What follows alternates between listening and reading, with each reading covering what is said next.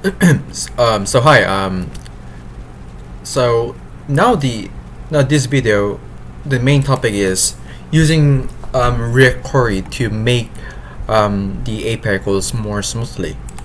A lot of this is actually our service looks like.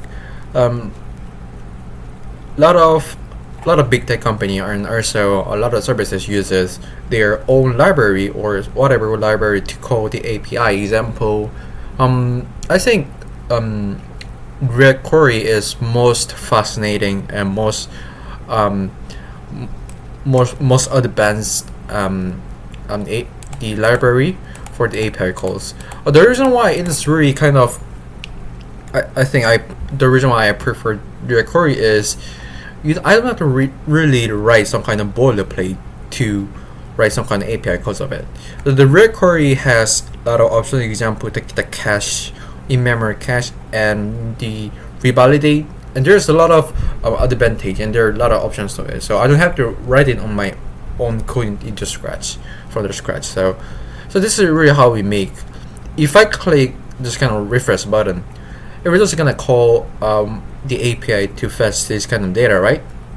And when this data is getting fetched, for the increasing user experience, we have to put some kind of skeleton of it. And this is really how it looks like. The refresh, the page renders, and of course we're fetching the tokens of it.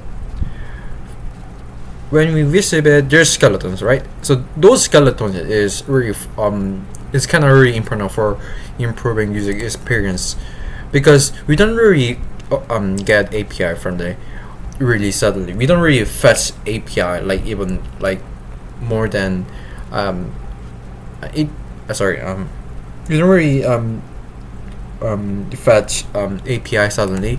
We have to wait to this fetch APIs going. So.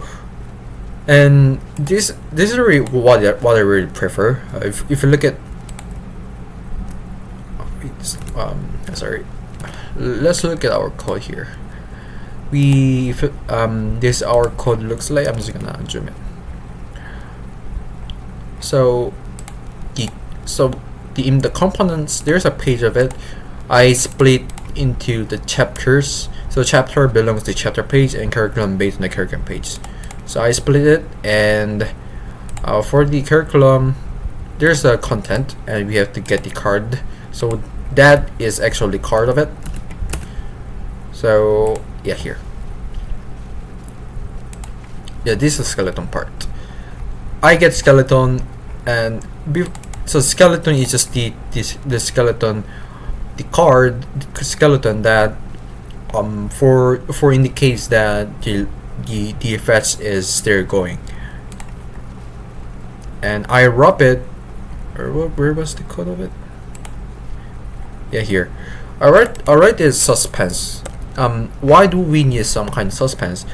I can just use some kind of normal React query to and just use kind of if statement and say if it is loaded, I can just show this skeleton. But I want to really use them some kind of smoothly. If it's like I just use normal React query, I have to think about the error state of it. I have to think a loading state, and I have to think a success state. But that I think that's is kind of good, but I don't want to make some kind of boilerplate. So what I did was, so this is suspense. So card container use suspense query. So I have to wrap into suspense here, async error boundary.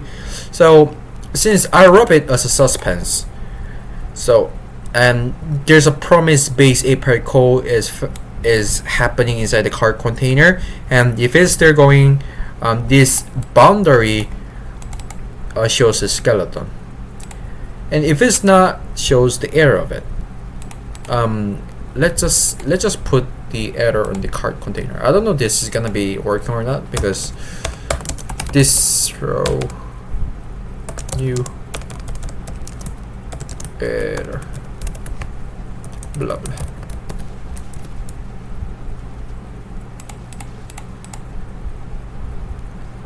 I hope this is gonna be working. rather than fully, yeah, here. So there's an interesting part. If there's like error on the client, the whole web page is gonna be crashed because JavaScript is single threaded. If your your browser rendering this kind of logic HTML, your fancy website render logic is happening in the one thread, and if your JavaScript is crashed, this one thread is gonna be broke.